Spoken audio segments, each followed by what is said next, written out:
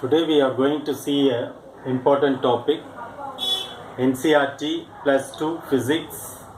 The topic name is Cyclotron, chapter 4.4.2. So what is a cyclotron? The cyclotron is a machine to accelerate charged particles or ions to high energies. Once again I repeat, the cyclotron is a machine to accelerate charged particles or ions to high energies. Okay, this is very similar to the CRT operation. You have a cathode and anode. Assume color television CRT. The potential difference between these 2 points is 25 kV. So cathode will release electrons and will try to hit the anode. So we have accelerating grid so that the electrons travels with a great velocity. That's the idea. But here we have, okay, before going into that, M.S. Livingston and E.O. Lawrence, these two scientists want to study the nuclear structure. So they want nuclear structure means the nucleus will be, we need the force, it is binded because of, if you want to bombard a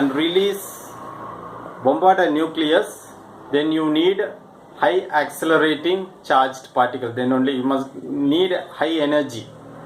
Okay, so that's why they started investigating on nuclear structure, how to bombard a nuclear structure, how to release energy out of the nucleus. So they are doing research in that direction.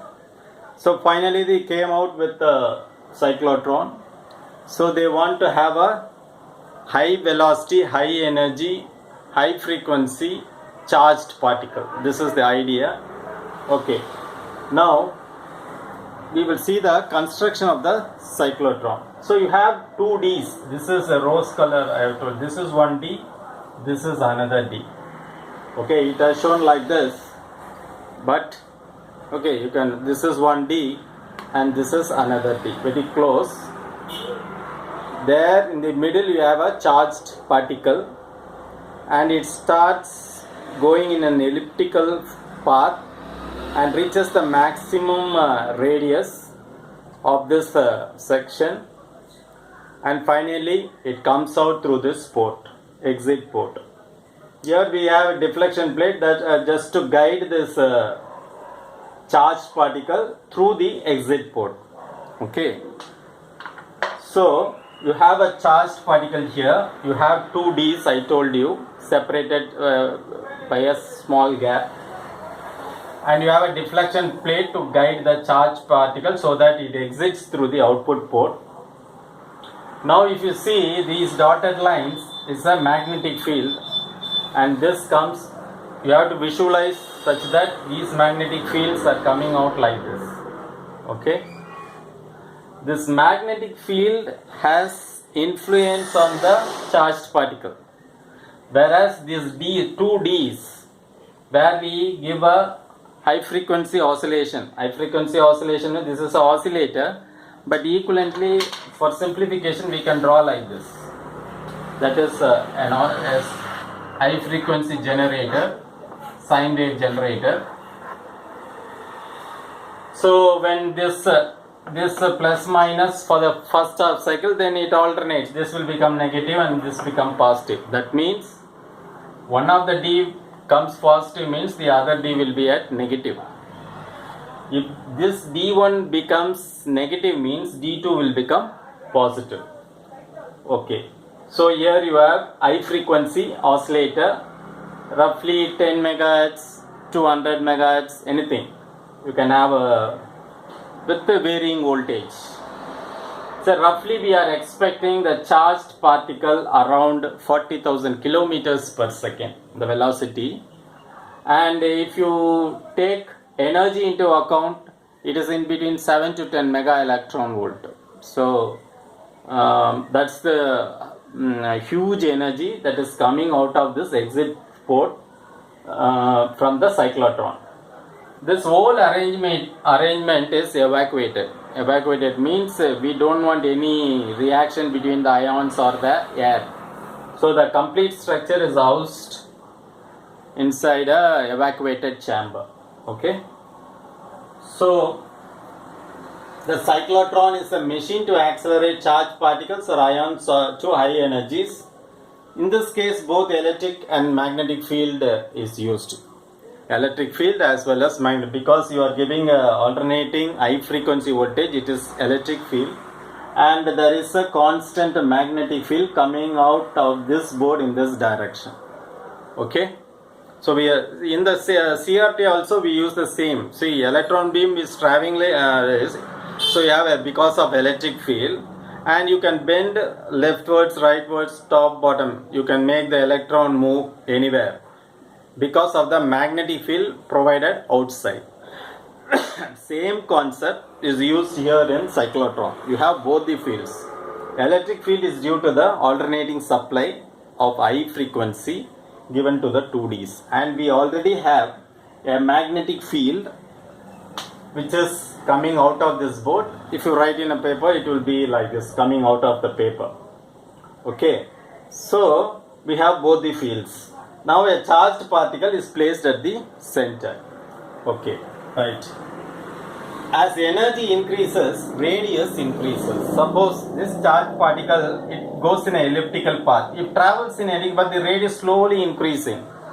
Once it reaches the maximum radius of the 2Ds, it will come out of this port, exit port. So this maximum radius is R, capital R.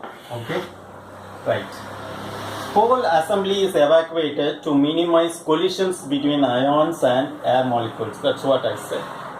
So we want to minimize collisions between ions and air.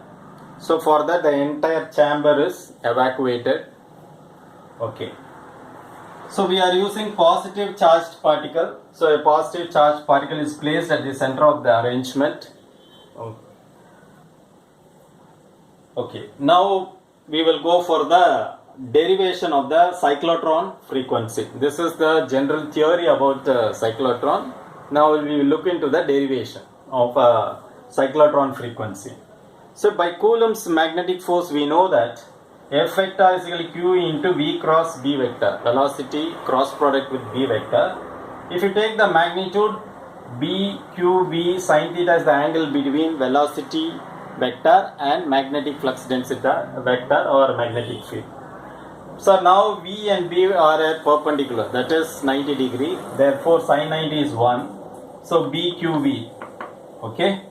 But this accelerating this force is acting towards the center, that is, it's a centripetal force. So we have the formula for centripetal force, mv square by r. This relation already derived already. You please see the other videos. Okay. So BQV is equal to mv square by r. This is due to centripetal force. So we are equating centripetal force with this force BQV. Now V by r.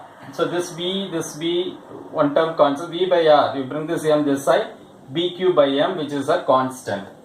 Now V by R can be written as omega, angular velocity. V by R is nothing but your angular velocity, which is equal to BQ by M. Now what is omega? Omega is 2 pi F. So you have written 2 pi, F is the frequency. So from the oscillator we know the frequency, therefore we can always compute the time, 1 by T. Okay, now T is equal to, bring this T that side, move all of this to the other side. So T will become 2 pi M divided by BQ.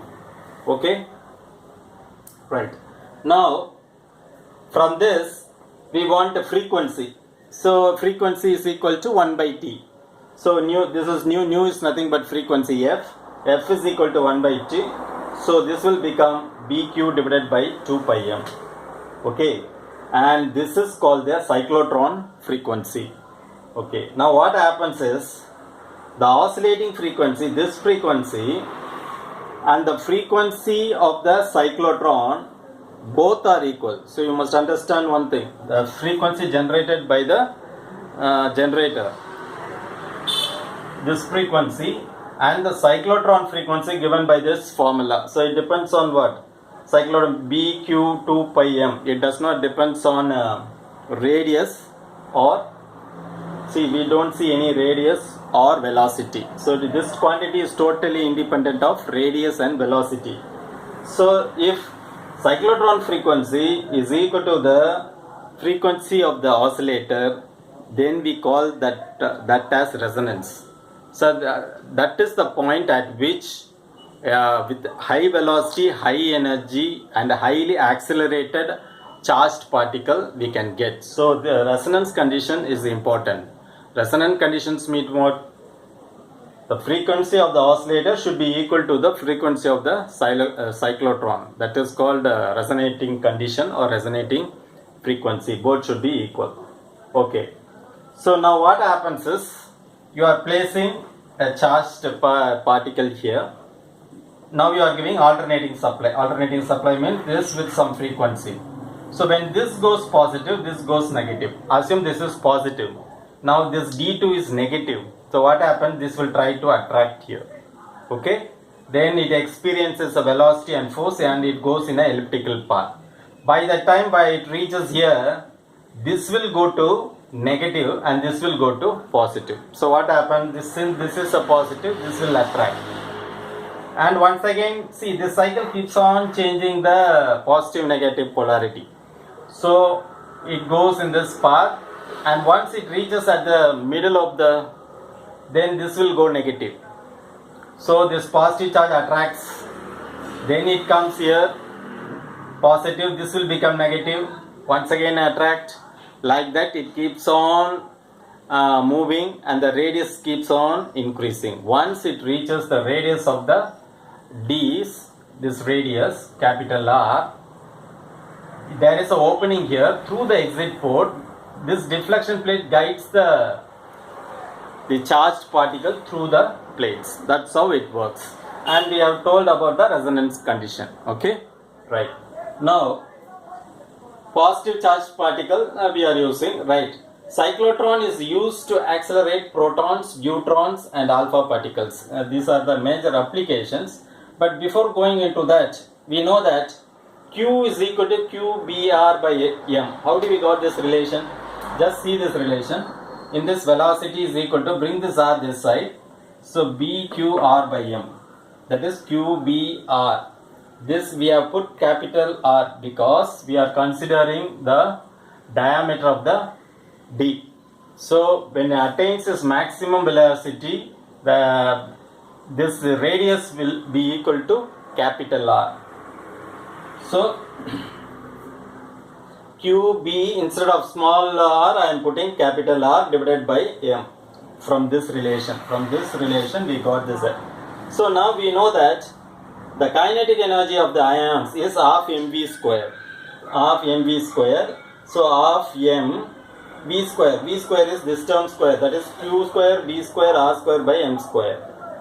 Now this m and m square, 1m gets cancelled, and finally kinetic energy will be half q square b square r square by m. So this is the kinetic energy we will be getting at the exit port or at the output port. So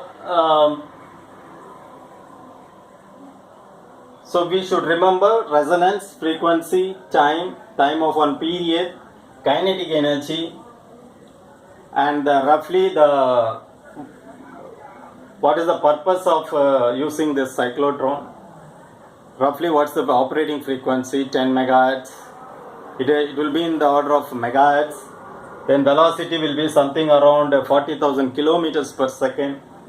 And the energy gained by the charged particle is around 7 to 10 or even higher mega electron volt. So that's all about cyclotron. Hope you have understood the working principle and the derivation of cyclotron. Thanks for watching. Nandri.